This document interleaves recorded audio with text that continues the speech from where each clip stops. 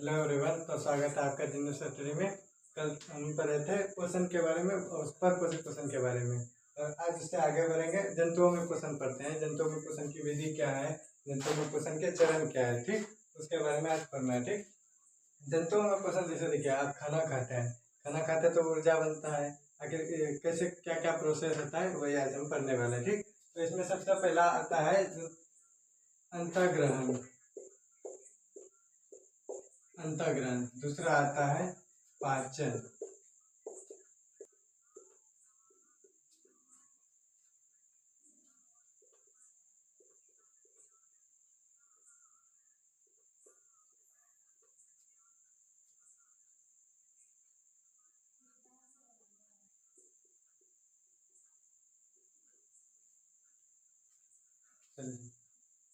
देखिए, इसमें सबसे पहला विधि है अंतःग्रहण। ठीक, अंतःग्रहण उसे कहते हैं जैसे कि कोई भोजन लिया, सबसे पहले भोजन हम अपने शरीर में लगा, चाहे अलग अलग जीव अलग अलग तरीके से लेता है। जैसे कि हम मनुष्य मुंह के द्वारा भोजन को अंदर लेते हैं।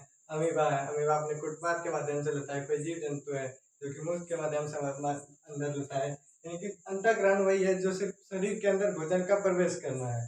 पाचन, उसके बाद पाचन होगा, उसके बाद अवशोषण होगा, उसके बाद संघीकरण, उसके बाद बहिष्करण। तो सबको हम एक एक करके देखते हैं। अंतःग्रहण को देखेंगे। अंतःग्रहण में क्या है, भोजन को शरीर के अंदर ग्रहण करना। सिर्फ भोजन को शरीर के अंदर ग्रहण करना, जैसे कि अमीबा करेगी फूटपाथ के माध्यम से, हम मनुष्य करते हैं मुंह के माध्यम से। भोजन का शरीर के अंदर प्रवेश करना है, क्या कहलाता है, अंतःग्रहण। उसके बाद आता है पाचन। अंतःग्रहण, भोजन शरीर के अंदर चला गया, अब क्या होगा, पाचन होगा। पाचन में क्या होता है, भोजन का सरल अणुओं में टूटना। जैसे कि आप अगर कुछ खाए, जैसे मुर्गा खाए, मुर्गा का टंग थोड़े आप में शरीर में दौड़ने लगेगा, उसका पहले पाचन होगा। तो पाचन होगा तो पहले छोटे छोटे अणुओं में टूटेगा। या फिर कोई प्रोटीन ही लिया तो प्रोटीन पहले छोटे छोटे अणुओं में टूटेगा। छोटे छोटे अणुओं में टूटना क्या कहलाता है, पाचन। ठीक, उसके बाद आता है अवशोषण। क्या, अवशोषण। उसमें यानी कि जैसे अवशोषण में आता है, जैसे कुछ खाए, जैसे प्रोटीन लिए, प्रोटीन का अवशोषण शरीर में होगा। जैसे आप मुर्गा खाएं तो उसका तो वसन अंदर जाएगा, या फिर उसमें प्रोटीन जो वो तो मेरे शरीर में मिलेगा। उसमें ऊर्जा रहता है ना, मुर्गा में थोड़ी कुछ रहता है। तो उसका पोषक तत्व हो जाए, मेरा शरीर ऑब्जर्व कर लेता है, यानी कि मेरा ब्लड या जो है वो ऑब्जर्व कर लेता है, वही कहलाता है अवशोषण। उसके बाद आता है सौंगीकरण, यानी कि ऊर्जा, उसमें ऊर्जा का निर्माण होता है। और ऊर्जा हमारे शरीर में अलग अलग कामों के लिए लग जाता है। ऊर्जा का निर्माण और उसका उत्पादन, ऊर्जा का उत्पादन और ऊर्जा विभिन्न कार्यों में स्थानांतरित हो जाता है। यह क्या कहलाता है, सौंगीकरण। उसके बाद होता है बहिष्करण। बहिष्करण यानी कि अपशिष्ट पदार्थ, अपच पदार्थ जो बच गया, अपशिष्ट या अपच पदार्थ जो बच गया वो हमारे शरीर से बाहर निकल जाता है। ये सारी क्रियाएं मिलकर एक जंतुओं में पोषण के चरण को पूरा करते हैं। इसमें 5 चरण है। पहला चरण अंतःग्रहण, दूसरा चरण पाचन, तीसरा चरण अवशोषण, चौथा चरण सौंगीकरण, पांचवा चरण बहिष्करण। पांचों विधि मिलकर ही पोषण के चरण को पूरा करते हैं। ठीक,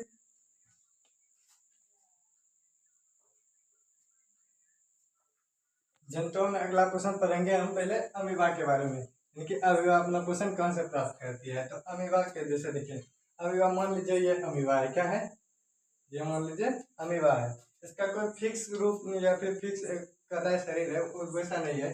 मान लीजिए एक अमीबा है, ठीक, और यहाँ पर भोजन है, क्या है, यहाँ पर इसका भोजन है। तो ये क्या करता है, धीरे धीरे ये अपना कुटपाथ खोल लेता है। क्या करता है, ये अपना धीरे धीरे कुटपाथ खोल लेता है, और कुटपाथ के द्वारा इसे अंदर ग्रहण कर लेता है। ठीक, कुटपाथ के द्वारा इसे जैसे भोजन के अंदर ग्रहण कर लिया, ठीक, और ये कुटपाथ बंद हो जाता है या लॉक हो जाता है। इस तरह से लॉक हो गया तो भोजन इसके शरीर के अंदर चला गया। भोजन का गया इसके शरीर के अंदर। अब इसका क्या होगा, अब इसका पाचन होगा, उसके बाद अवशोषण होगा, उसके बाद सौंगीकरण होगा, उसके बाद बहिष्करण होगा। ये सारी विधि होगी। तो सबसे पहले देखिए, यहाँ अगर भोजन यहाँ है तो अमीबा पहले चल के धीरे धीरे यहाँ आएगी। उसके बाद ये अपना कुटपाथ खोलेगी, यह भी अपना कुटपाथ खोलेगी, दोनों कुटपाथ मिलकर बंद कर देगी। यहाँ भोजन अंदर चला गया, भोजन शरीर के अंदर, अमीबा के शरीर के अंदर भोजन चला गया।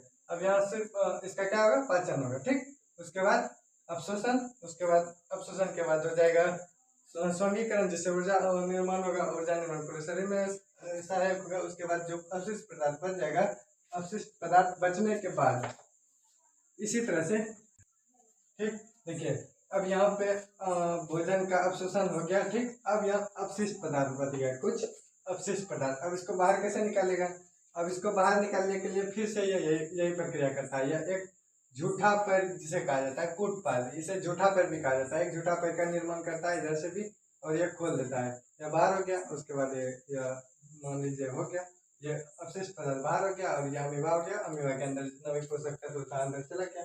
ये पोषण की पूरा अमीबा में पोषण की पूरा विधि यही है। और आइए हम इसे लिख करके देख लेते हैं। देखिए, अमीबा एक कोशिकीय जीव है जो अपना भोजन एक साधारण तरीके से ग्रहण करता है। सबसे पहले अंतर्ग्रहण होगा, जैसे कि अभी बताया जीव में पोषण में सबसे पहले अंतर्ग्रहण होता है। अंतर्ग्रहण में अमीबा अपने कोशिकीय सतह से कूटपाद का निर्माण करती है, एक झूठे पैर का निर्माण करती है, जिससे कि वह भोजन को पकड़ लेते हैं, जैसे अभी चित्र के माध्यम से समझाए। ठीक, उसके बाद क्या होगा, उसके बाद पाचन होगा। पाचन में उसके बाद उसके चारों ओर एक थैली बन जाती है, जैसे कि बताए थैली बंद हो, भोजन अंदर आते ही वो बंद हो गया, कूटपाद बनी जाती है, जिसे भोजन रसिका कहते हैं। क्या कहते हैं, जिसे भोजन रसिका कहते हैं। उसके बाद होगा भोजन का अवशोषण। क्या होगा उसका, भोजन का अवशोषण। उसके बाद पचा हुआ भोजन कोशिका द्रव्य में मिल जाता है, पचा हुआ भोजन कोशिका द्रव्य में मिल जाता है। इससे अमीबा को ऊर्जा और वृद्धि के लिए पोषण मिलता है। ठीक,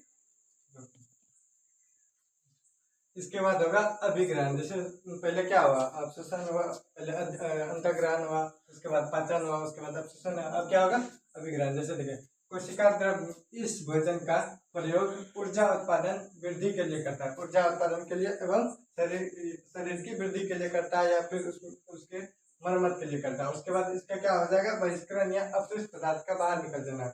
इनकी जो अपच पदार्थ बच गया उसको शरीर से बाहर निकलना। अपचित पदार्थ को अमीबा अपने शरीर की सतह पर ले जाकर बाहर निकाल देती है, अपचित पदार्थ को अपने शरीर से बाहर निकाल देती है।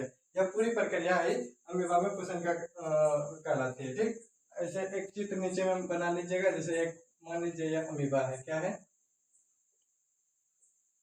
मान लीजिए यह एक अमीबा है। ठीक, और यहाँ भोजन है, इसके माध्यम से ये अंदर पकड़ेगा भोजन। इसके बाद यहाँ से आप टोटल कम होने के बाद अगर अपच पदार्थ को बाहर निकालना है तो इसी तरह से यह बाहर निकाल देगा। ठीक, ये पूरी प्रक्रिया ही अमीबा में भोजन का, अमीबा में पोषण कहलाती है। ठीक, अगर आप इस प्रकार से लिखते हैं तो आपको 5 में 5 नंबर मिल जाएगा। ठीक, आप इसी तरह से कोशिश कीजिएगा लिखने का। जैसे अभिग्रहण में लिख दीजिएगा, बहिष्करण में लिख दीजिएगा, ज्यादा नहीं लिखना है, मात्र एक एक लाइन का चीज है, बस लिखना है, याद रह जाएगा आसानी से। तो अगले आज के लिए इतना ही, मिलते हैं अगले वीडियो में। अच्छा लगे तो लाइक करें एवं सब्सक्राइब कर लें। Thank you.